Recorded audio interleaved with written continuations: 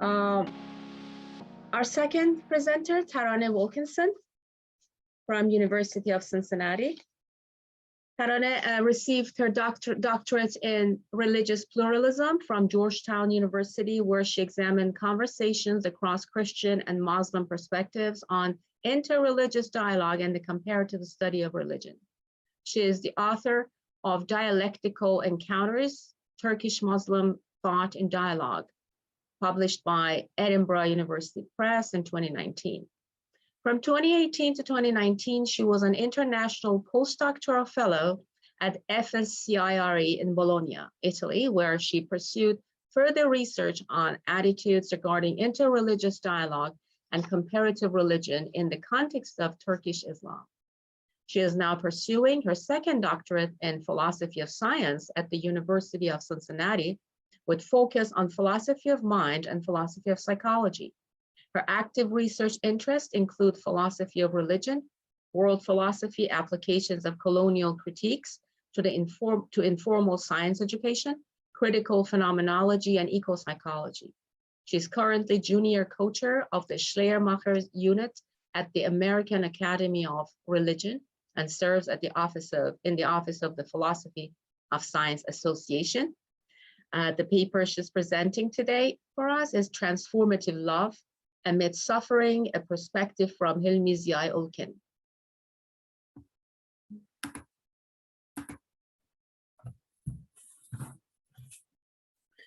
Thanks for your patience here. All right, I want to begin on a note of thanks and gratitude. And Hilmi Ziya is someone very well known in Turkey, but not as well known outside of Turkey. And I really need to thank the people that, one, brought this figure to my attention, and two, sort of helped me get to know him better.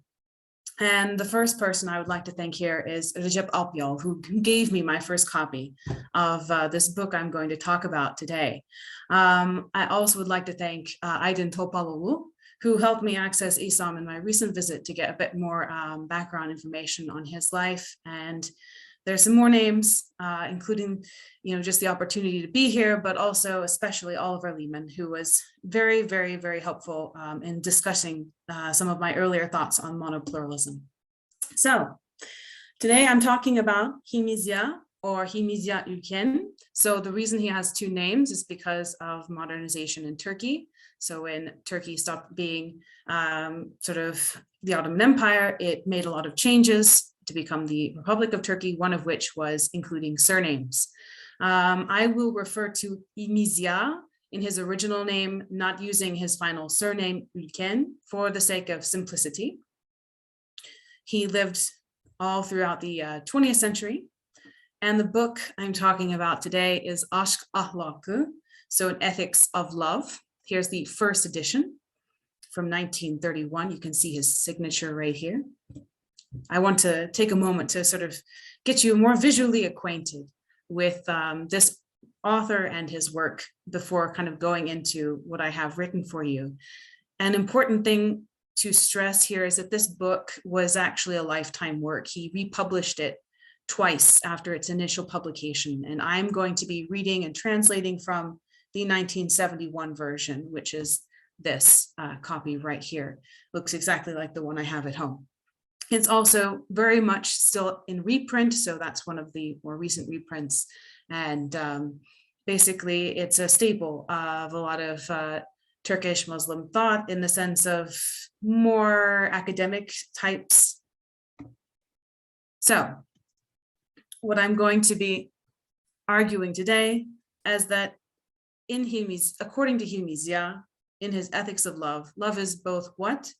One, a possible reaction to the human condition of suffering, so just something that we do, but it's also something we can intentionally harness too, as a way to address suffering, and especially human isolation caused by human injustices and mutual alienation. So focusing much more on the problem of evil as a form of human dysfunction. All right, it is no easy task to account for suffering without minimizing or ignoring the real suffering of others. Making meaning out of suffering is tricky. The temptation is sometimes to jump quickly to the end, to resurrection in Christians and in Muslims, to divine recompense and triumph. Suffering is not only inevitable, but necessary, yes. And countless theodicies have attempted to show that suffering is all for the greater good, a test or an opportunity for moral growth and self-actualization. In some of these accounts, not all, it may seem that suffering is a mere means to an end, something that lacks reality, like the Augustinian account of evil as privation. We talked about this just recently, that evil is only a negation of the good. And this may be metaphysically true, but from a firsthand perspective, suffering is not always easily passed over or passed through. Suffering can baffle us and elude our attempts to make sense of it. It can sometimes bring out the worst in us. Beyond trust in the divine plan or even a mysticism of pain, there are more active and practical ways to address suffering. Here's the good news. Not that these other ways they have their use, but I'm going to focus on a practical way to address this suffering. A little idealistic, but practical. Ottoman-Turkish philosopher and scholar of religion, Hilmi Ziya, offers a perspective on suffering that recognizes both the loneliness and potential moral degradation of the human condition, as well as the human potential to transcend such tragedies. In his iconic Ethics of Love, he proposes that transformative love is both a response to the human condition of suffering and an intentional route to address the suffering and human isolation caused by injustice and alienation. He proposes that a humanizing love that transcends individual interests, yet still affirms individual vitality and uniqueness. So in what follows, I'm going to lay out these views on transformative love and further show how they are shaped by his commitment to his monopluralism, or affirming the multiplicity in creation by affirming God's unity, or tawheed. To do this, I first address his monopluralism as a vision of unity and human multiplicity. Then I take up his account of human suffering as an experience of injustice and profound alienation. Finally, I lay out his account of self-sacrifice as transformative love. So just a quick moment of clarification. When I say love, what am I talking about? I'm talking about a humanizing love that transcends individual interests. I'm talking about love that is grounded in a specific vision of unity, as I've just said, but also the plurality, multiplicity of existence. And it's shaped by this commitment to plurality and unity, the monopluralism, which he speaks of. And I'm going to stress today that his monopluralism takes its root in the affirmation of multiplicity in creation by and through affirming God's unity. So, Hilmi Ziya was a late Ottoman intellectual who became a recognized Turkish scholar in the fields of philosophy, psychology, sociology, and religion. After graduating from the Ottoman School for Civil Service in 1921, he obtained a degree in history of philosophy and sociology of ethics from the main university, the Darul Funun, just a few years afterwards. In 1933, 2 years after he wrote his first Aşk Ahlakı, he was appointed at the new Istanbul University, which is basically the modern version of the Darul Funun. At the university, he worked on history of Turkish thought, logic, ethical theory, Islamic philosophy, sociology, moral philosophy, and had appointments in both philosophy and sociology departments.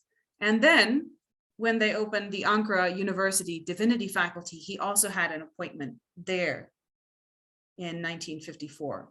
He continued to teach a lot of philosophical topics until his death. So first published in 1931, Aşk Ahlakı, so Ethics of Love, a book against or in spite of the people for the people. It's a keystone of his oeuvre. It has also proven formative in a lot of Turkish intellectual communities, especially those with academic standing. He, like I said before, has republished this work twice. Every time he did it, he expanded it and developed it. So he basically worked on this through his entire lifetime. It continues to enjoy reprintings today. I can't stress that enough. This is a very contemporary work still. And here he talks about an ethics based on love. When it was first published, critics thought it was a really wonderful ethical treatise that provocatively synthesized Nietzsche's will to power and Jesus as a figure of sacrifice for all humanity.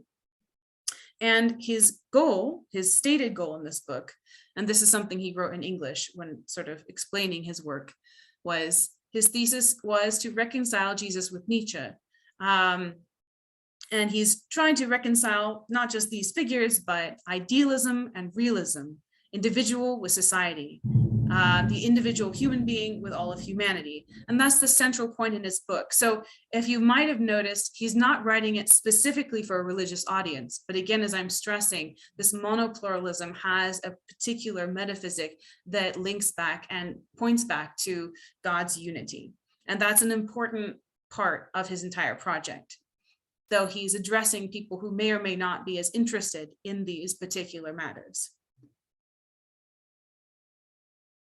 So moving on, hand in hand with Hilmi Ziya's attempt to reconcile idealism and realism, we see his vision of a world that combines the unity implied in idealism with the plurality of realism. He terms this monopluralism. And monopluralism is not only a response to European philosophical discussions of philosophical idealism and realism from the previous century, it also draws explicitly on philosophical discourse of vahdetçilik, or unity of being, a philosophical rendering of God's oneness as a monism transcending all apparent duality. He states that vahdetçilik, or unity of being, is the most appropriate name for the philosophy behind the Aşk Ahlakı, further clarifying that he does not intend the narrow monism of the materialists. So he is saying, no, I'm not a materialist. Please don't read me like this. Rather, he espouses a kind of pan-naturalism where reality is a unity in virtue of a unity through a plurality of nature built out of an emergent chain of being. He writes, to reach unity, one must cross over the bridge of plurality. So he's very interested in sticking with the plurality, but his goal and his vision, his frame is unity. This plurality in unity affirms the integrity of distinct individuals in a weft of unity. Unity is not a machine. It does not swallow up or assimilate. Unity is the foundation of freedom, and the aim of freedom is not losing oneself in the machinations. Unity is humanizing because it is not diametrically opposed to plurality. It's not an either or. For Hilmi Ziya, it is love that guides us through plurality to unity while maintaining distinctions. Unity affirms reality as goodness while denying any absolute reality to evil. That is his position at the end of the day. Evil and suffering stem from privation and lack. This vision of evil is foundational for Hilmi Ziya's view of moral progress and attainment. Suffering and injustice, as well as human diversity and difference, are partial manifestations of the whole. Everything evil is lacking fullness of reality, but not all lack is evil. Closely connected to his vision of unity is that of the infinite, sonsuzluk in Turkish. It is an inclusivist approach and heralds faith in the infinite above all other beliefs. We were talking just about the infinite. For him, having faith in the infinite entails openness to the new. By affirming unity in and through the infinite, a believer can safely trust that what comes newly into being is already an expression of divine unity. In this sense, faith in the infinite is central to Hilmi Ziya's ethics based on the unity of existence. Therefore, his account of naturalism means that spirit and matter form one reality. They are not opposites. He writes, those ignorant of the unity of spirit and body will try in vain to blow life into their idols made of earth. As a result, they will break their lifeless idols in frustration. Further, spirit is not understood as something occult or mysterious. It is dynamical and integral to all life. On this, he says, spirit, here it is not a mirror and a reflection. It is not a concept or a dream. It is not a shadow or an appearance. Spirit, just like energy, is an activity and reality, just like life. It is one piece of being in the process of infinite becoming oluş. For the one who believes in the truth of spirit this way and who sees spirit plainly like an object, the meaning of the world has changed. Spirit is thus a reality that emerges out of consciousness and conscious being. And consciousness, şuur in Turkish, itself is for him already an emergent reality. He writes, I quote, "Consciousness is never an eternal being. It is a new reality birthed from the clash of life and society, two distinct natural forces," end quote. In short, for Hilmi Ziya, spirit is reflexive consciousness. And in this sense, abstract things like evil and spirit are real just as matter is real. So this goes against the idea of evil as privation, but this is a more at the phenomenal level. While some might consider him too naturalistic not to be a materialist, he criticizes materialism just as much as he criticizes what he considers irrational mystical views of reality.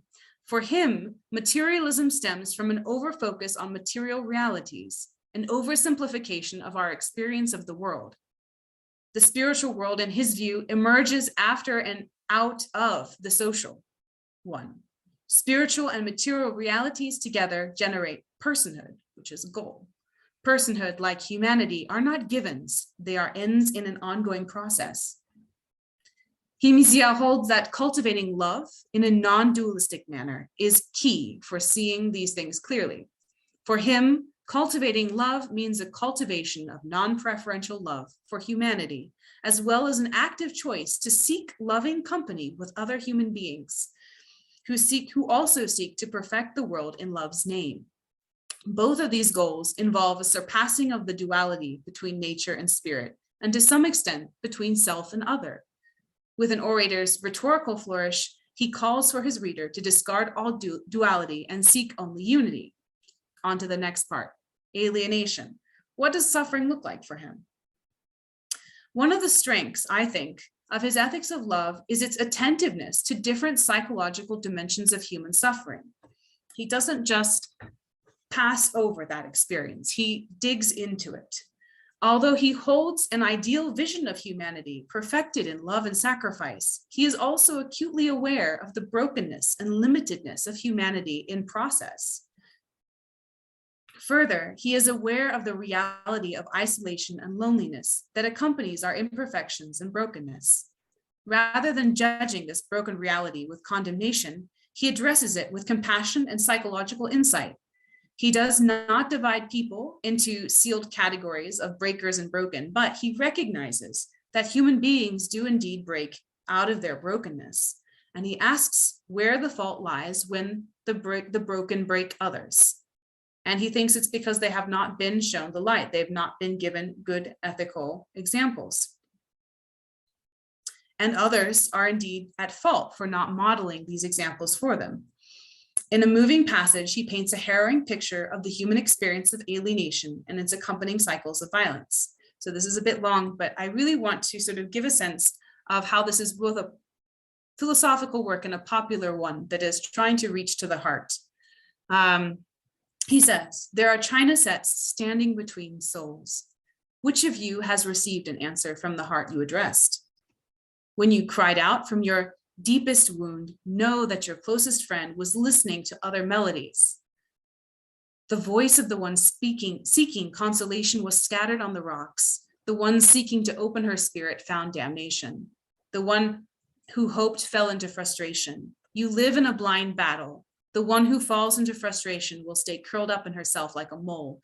Either her fire will be smothered or she will pump poison into her teeth like reptiles do to stay alive. So that's the vision of alienation. And he sort of continues how this results in closed spirits. Oh, abandoned and broken souls, you sought tenderness, but received suffering's resentment. You waited for friendship and you received the punishment of betrayal. Your spirits are closed to each other across abysses and sets of china. You have long forgotten how to forgive and love. Only despair and revenge remain to you. You are the crushed and the crushers, the accursed and the ones who curse others. Since you experienced injustice, you are among those who do injustice. Because you were broken, you seek to break. So he's entering that space when people are not able to sort of take that higher reflective moment, and they are broken in the process. And he says, the response is compassion. Have pity on those who feel the torment of loneliness, for those truly merit pity. Amid the noise of urban infernos, surrounded by thoughts, people, and things, they live feeling torture and loneliness like residents of a solitary desert. In the midst of community, they are far from community. They have no friend with whom to share their pain. They have no hopes. They have no loves. They do not even have a hand to offer them water in their last breath. Closing inwards upon themselves, they are wrapped in the evening's melancholy as if in a lover's arms. Dark places, streets, and coffee benches are the shadow of their souls. And again, more compassion. In the sake of time, I'm going to cut this one short, but it's a very beautiful passage. There is a response to this. It's a very careful response. And we can see from this passage that the suffering of isolation and alienation has two fruits. On the one hand, those with crushed spirits are more likely to crush others. And by fruit, I don't mean a sweet fruit. This is a bitter fruit, and thus continue the cycle of human injustice. On the other hand, loneliness is a crucible that prepares the spirit for leadership, greater insight, and deeper sense of self and community. That is, if those who feel alienated from humanity band together in a sense of higher purpose and deeper moral vision, the pains of isolation and alienation become a forge for a community shaped by transformative love.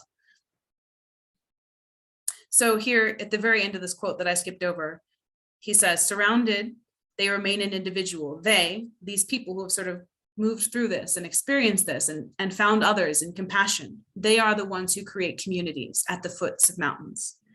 And seek these people is his command, to find other people who have sort of made this commitment to humanity in and despite suffering.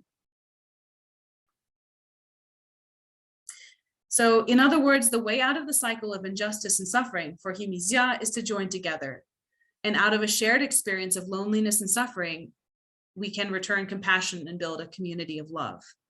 And this love is both selfless and self-affirming. It has both elements. Ultimately, his answer to the problem of human brokenness and disconnect lies in the hands of an ethical elite who have attained to the highest moral formation. And from this place of love-based ethics, they harness their vitality and creativity in the service of creating a more human humanity. So who's in this ethical elite?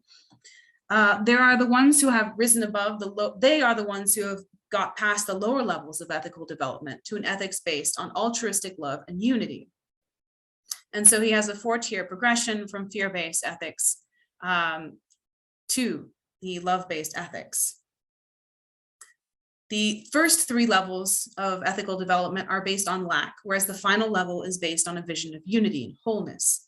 And the levels of ethical functioning which have not yet attained to a vision of unity are still a valuable part of the whole, but they are themselves not the whole of reality, nor the culmination of ethical development. And those who function at these lower levels enjoy a precarious ethical existence. The first level being fear-based ethics, and those are the ones scraping by and making do, and may behave ethically out of fear, but this is not a reliable foundation for ethics. The second level encompasses those hoping to better themselves.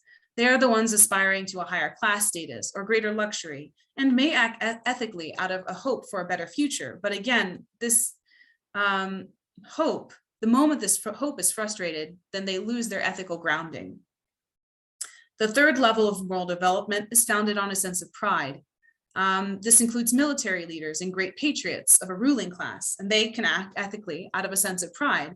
The precariousness of their ethics becomes apparent with such people when stripped of their honor and context of service to the state, are capable of behaving like monsters. Pride can drive them either way. They can do great things and horrible things. Despite the injustice and suffering caused by those who go ethically awry at the lower levels, Hilmi Ziya asserts that there is little point in reacting in frustration to the lower levels of ethical development. The best approach, he thinks, is to treat people according to their level of development. The fourth and final level is an ethics founded on love. And to get to this level, one must transcend both, one must transcend preferential love. At this fourth level, there is also return to the self. So you transcend the self, you transcend preferential love, but you do return to the self in a truer sense. And he says, and I quote, "To be a human being means experiencing a revolution in the spirit. It is a turning to faith, iman, after unbelief, küfür. It is attaining to a sincere transformation of the spirit. It is a returning to oneself after giving up oneself. Those at this level form a special fellowship. This is the friendship, dostluk in Turkish, and companionship, sohbet. At this highest level of moral development, one attained by sacrifice and self-transcendent, Hilmi Ziya acknowledges a range of individuals, from prophets to artists serving the greater good.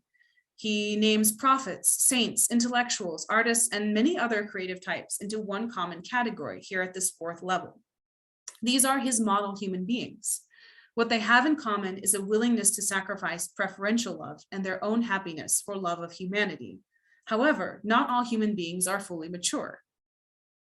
In line with his view of moral immaturity as lack of good rather than absolute evil, he recognizes that some people are not to be trusted or imagined to be better than they are, while at the same time acknowledging that even imperfect people can still be vehicles of truth. Finally, he levels his moral elitism by claiming that all human beings, including prophets, must move up through the levels of moral development. In his view, no one is born with passion for the one. No one is born a prophet, they become one. That's his claim. In this manner, he calls out to his reader to take up the mantle of individual responsibility, portraying the ideal human being as an active co-creator in her own destiny, and calls for active human beings, not passive ones. In this sense, suffering is not a passive experience. Rather, in love, it is an active and transformative venture. All right, on to the final part of my talk. Let's talk a little bit more about what self-sacrifice means here. Hilmi Ziya claims that the world is perfected in the state of love, aşk. This world-perfecting love is founded on strictly non-preferential love. Humanity in its ideal state is the universalization of this non-preferential love. And to this end, he notes how love martyrs like the Buddha, Socrates, Jesus, Ali, or Hussein have helped to bring this perfection into reality bit by bit. He says, these great martyrs are the ones who give up loving one human being in order to love all of humankind. They are the ones who do not hesitate to destroy one person's happiness in order to provide happiness to all of humanity. They are not afraid of breaking one heart in order to win all hearts.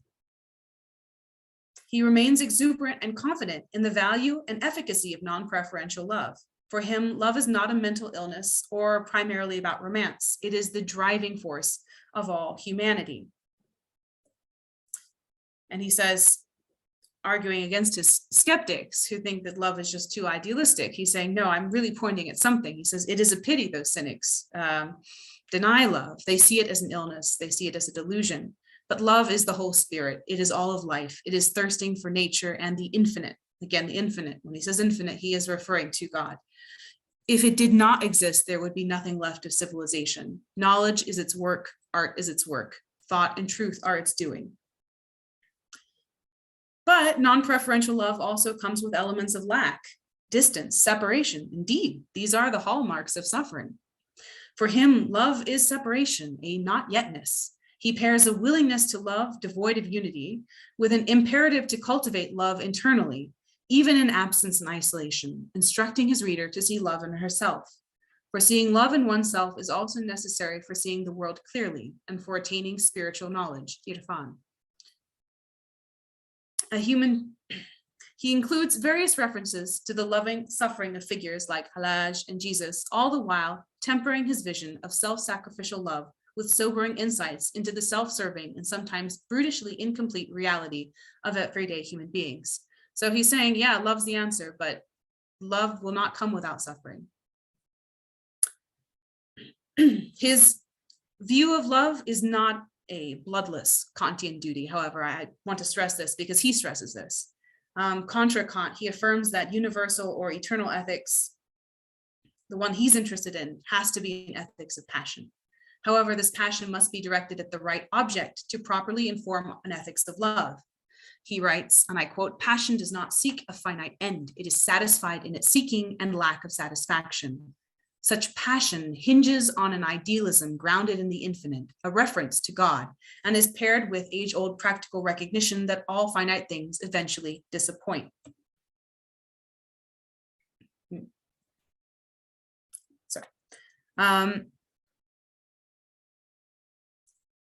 One of the important things he does here with passion is that its object has to be the infinite. If it is something finite, it's going to cause more suffering and will not lead to a proper ethics based on love. I'm going to, at the risk of not having it written here, I'm going to read one quote that I think is a very nice expression of this point. And he says, "The one who desires infinitely, inevitably, and will always achieve something, the one who desires finitely will become frustrated, taken aback, and undergo crisis amid unexpected torment. And when they one day have attained their small short-term goals, they will succumb to disappointment, thinking, was this what I waited for?"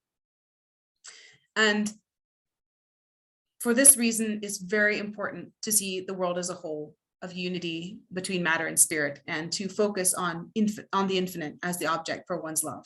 Truly ethical behavior does not seek satisfaction. All right, for Hilmi Ziya, the basic relationship to self to self-transcendence is as follows. The self must be transcended, but the spiritual power of that self cannot and should not be quelled. Put another way, he wishes to maintain the imperative of self-transcendence while still affirming the integrity and spiritual vitality of the individual in all her finite distinction. Unlike the aesthetic, this self is not perfected in isolation from the world. Instead, the self is transcended in the efforts taken to transform the world. Yet despite this priority of world over self, he insists that he is not speaking of duty. Again, not Kant. Life is not simply fulfilling a duty or carrying out an order. Self-transcendence must remain an authentic and living self-expression, so self-actualization, as we were talking about earlier. While still cultivating passion and maintaining the creative vibrancy of spirit, the true love martyr is one who has renounced her rights as a self, specifically her right to preferential love. Love for humanity transcends national hatred and class hatred. So the positive is, again, the unifying love, and the sacrifice is sometimes going to be preferential love. He does not advocate for self-transcendence to the point of destroying the self altogether. He does not go that far, however.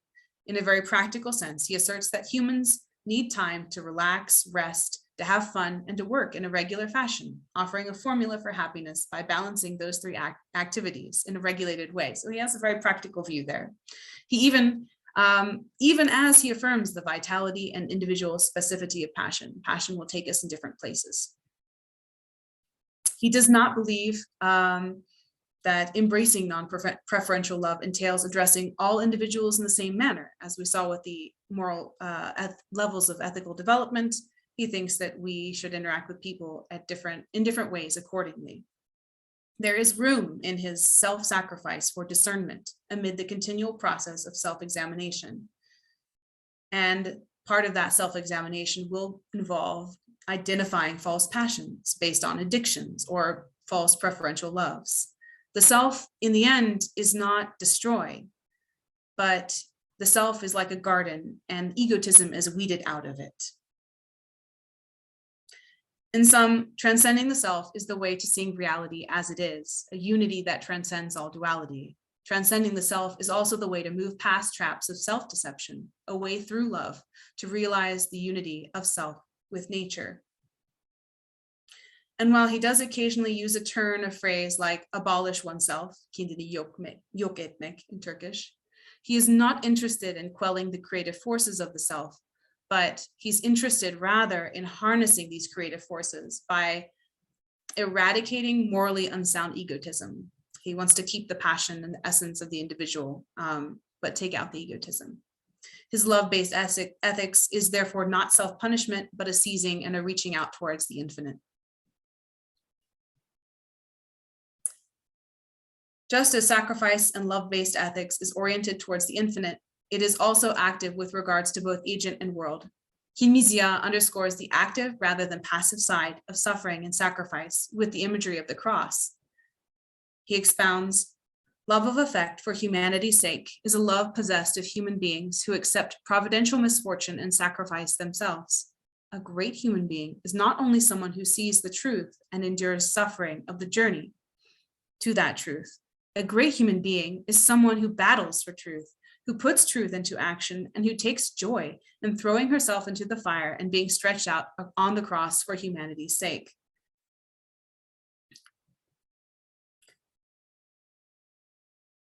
So, in the interest of time, I'm going to draw to my conclusion and sum up some of the main points, because I think we have all of them now. So for Hilmi Ziya, what is a love-based ethics? Well, it means we are to seek unity amid multiplicity with a grounding in the infinite. Without that, it won't work. With this as the foundation, then it's time to build an ethics on non-preferential love for all humanity. But since our world is only in motion towards perfection and not yet perfect, this love is born from and will at times produce suffering. So the love is active and the suffering will happen. So in that sense, it's an active response to suffering. Those who choose an active love for humanity, even amidst imperfection and disappointment, form a special guild of friendship. And that is sort of the biggest note of hope that he has in this book, sort of vision of an interconnected humanity, of people who have committed themselves to an ethics based on self-transcending love. On that note, I wish to thank all of you.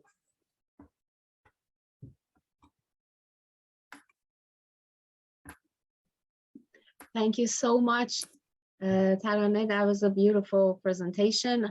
I can see questions coming here. So without further ado, first one is, I'm amazed to see how Ülken was able to speak about Islamic faith in particular and religious thought in general in this rigorous way. Ataturk's regime of his time tried to outlaw all manifestations of religious identity in Turkey and impose aggressive secularism. Sufi orders were banned and many religious scholars and sages were imprisoned. Did the culture of oppression affect him or his thought in any tangible way? It's a good question. That is a great question. Can you still hear me? Yes. For some reason, for some reason, it's not letting me give up my screen share. You're good. We can hear you. And okay, you can hear me. All right, perfect. Yes, absolutely. Yes. All right. So this is a great question, and the answer is it most definitely affected him, but I don't think it stopped him from having the thoughts that he wanted to have, in the sense that he was not necessarily, his first education was fairly kind of civic and civil, and you can see that this book is very much geared towards an inclusive audience. So it's especially trying to reach people who may be a little bit suspicious of religious claims, but he's putting this in a way that is trying to appeal and reach that broader audience, which I think is a function of the time that he was in.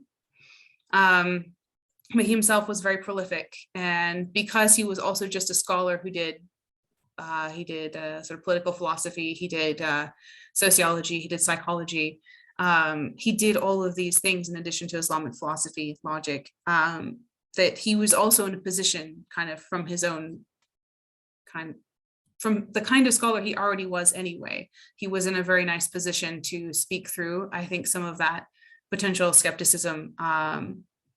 But I would just say that, yeah, I wouldn't use that as a reason to discount his book. I think that people did find ways of talking about religion in meaningful ways, but of course, there are certain things that are going to be de-emphasized and certain topics that are going to reflect the spirit of the times, if that makes sense. Thank you. The next question in order is, did Hilmi Ziya use any existing models for his fourfold ethical hierarchy, with the elites being exemplars of transformative love? I mean, he's drawing on so many different literatures in this book that I wouldn't say that he didn't it's possible he had something in his mind, but that seems to be one of the constructive theses of the book, that for him, that particular arrangement made the most sense based on what he understood of sort of Islamic tradition and also what he understood of sociology and psychology at the time. Very nice. And Mohammed, you have raised your hand. The Farouk. You are muted. All right. Hi, Taraneh. Thank you so much for that really wonderful presentation. So I'm really struck by the similarities between Hilmi Ziya's thought and Muhammad Iqbal's thought and his perspectives in the famous thinker from the subcontinent. And they're kind of near contemporaries, especially when it comes to the figure of Nietzsche. And I can see Professor Rustem also has a kind of similar question. So I have two questions. So you mentioned at the beginning, one of his aims is to kind of bridge this gap between Nietzsche, of all people, and Jesus. And I was wondering, how is this even, I mean, as we know, Nietzsche is as anti-Christian as one can, especially what he conceives of Christianity is as something that's giving us this slave morality. And Nietzsche is providing a completely different kind of ethics. And there are all sorts of critiques of Christianity, especially Christian ethics, Christian values, beyond good and evil and other places. So I mean, is he aware? He must be aware of that. And also, how would he address someone who is kind of going through a difficult period, suffering, let's say, due to the pandemic, given his metaphysical teachings that you described? How would he kind of give practical advice to someone who is suffering during the pandemic or in through similar situations? All right, first the Nietzsche-Jesus question. I think that first off, he's not necessarily inheriting all the same historical baggage of like Christian ethics when he takes up Nietzsche. But insofar that he's taking up Nietzsche, what I understood from this work is that he's taking kind of power and vitality and just sort of the ways of the world that often cause suffering to those who are in positions of either weakness or vulnerability. He's taking that seriously. And I think that's the sense in which he's addressing Nietzsche. And the other sense is that he's rejecting any sort of Kantian version of ethics and trying to affirm individual vitality, that whatever vision of self-sacrifice he ultimately has, he wants there to be like a true actualization of the self and not sort of a perversion or a twisting or sort of eradication of the self in some type of like slave morality. He doesn't spend as much time talking or criticizing Nietzsche so much as he just takes up these ideas of power in the world and what it means to be a self and works them into his system. And I think that the Jesus part is that where does self-sacrifice fit in, and how can we talk about self-sacrifice in a way that still affirms ourselves, affirms us as individuals, as full human beings. And I think that's where he imagines the solution to be. And then in terms of the practical advice, I think one thing he does is he goes there. He doesn't try to skip over the state of brokenness that people might be in. And he takes pains to address in the first person, the reader, at multiple points, and just naming the suffering that he imagines it is likely they have experienced. So one of the things he does is he names it. He's not afraid of that side of multiplicity. He doesn't have to jump quickly to the unity. And then, of course, naming with compassion. So when he names it, he always, brings with it a call to compassion. And then his vision of hope is that, yeah, there's going to be suffering. And even if you try to do the right thing, it's especially going to be hard. But there's this sweetness in that process because you get to experience this deep type of connection with other human beings, this dostluk, this friendship that transcends nations, that transcends, time and place. And that is something to look forward to. Now, that's not, again, I think he would answer differently based on what ethical level he thought people were operating at. But I think if someone was open to that fourth level, that's where he would go with it. Thanks a lot, Taraneh. I think your answer must have actually addressed somehow Mohammad Mansouri's question about Nietzsche, or Mr. Mansouri, would you like her to say more about it? The question is about how did, are you good? All right.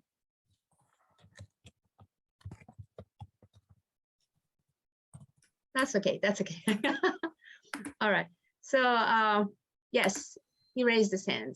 Could you please unmute Mr. Mansouri? Yeah. Yes. Oh, thank you. Sorry, I was just wondering if you see my hand here. Yeah, I mean, thank you. Yeah, the question was answered, but thank you for the wonderful presentation. And as you were talking, I was wondering about, you know, one of the things that probably also can be relevant to other talks as well. But is there, and I was wondering what you think about that, is there a danger in over-rationalizing the question or our answers to the question of evil and human suffering, right? So in a sense that do you think that there might be somehow a mystery that you know, that can't be grasped fully, and any attempt to provide a full kind of like rationalist, coherent answer to that might just fail in that way? And I'm just, you know, curious to learn about what you think about that. That's a really great point. I think that he's committed to this idea of humanity and process, and multiplicity is always sort of process and dynamical change. So it stands to reason, like from that premise, it wouldn't make sense to sort of be able to theorize like an answer that's always complete or perfect, because humanity is sort of always becoming spirit in new ways. So while I'm sort of extrapolating from sort of his assumptions as I answer this, but my guess is that there is something in the way he talks about the world that would at least resist a kind of once and for all theory about suffering. That, yeah, we can come up with theories in the moment, but we always have to recognize that as we become more and more human, or as we try to become more and more human, or as humanity goes in its process, he doesn't think that humans necessarily always progress forward. He's very clear on that point. But as we change dynamically, that answer can't just stay static. That's something that has to change with us. Wonderful, thank you, Taraneh. There are two more questions. I invite the people to just maybe get in touch with Taraneh later. We are running out of time, but thank you so much.